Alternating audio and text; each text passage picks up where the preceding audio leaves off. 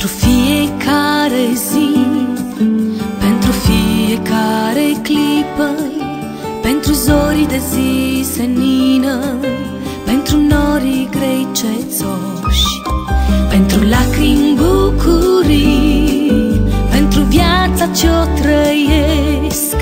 Astăzi vin să-ți mulțumesc, Iisus. Mulțumesc pentru tot ce Tu îmi dai, pentru soare, pentru nori, pentru uși deschise noi, pentru șansa de a fi încă o zi copilul Tău. Mulțumesc pentru tot ce Tu îmi dai, pentru soare, pentru nori, pentru uși deschise noi, pentru șansa de a fi încă o zi copilul Tău.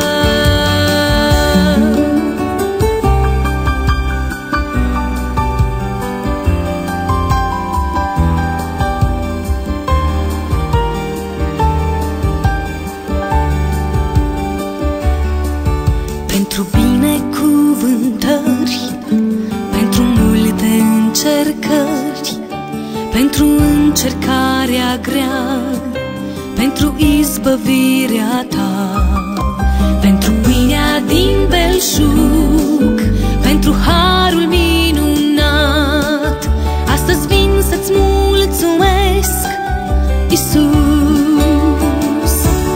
Mulțumesc pentru tot ce Tu îmi dai, pentru soare, pentru nori, pentru uși deschise noi, pentru șansa de a fi încă o zi copilul Tău.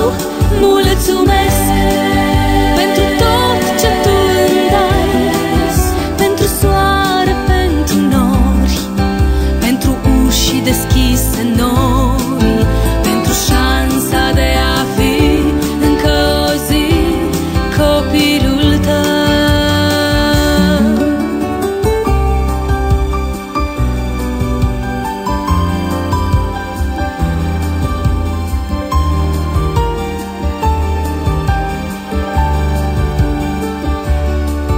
Pentru ziua ce-am primit, pentru ceea ce-a trecut, pentru-un astăzi mai noros, pentru-un mâine mai senin, pentru tot ce am trăit, pentru tot ce am pierdut.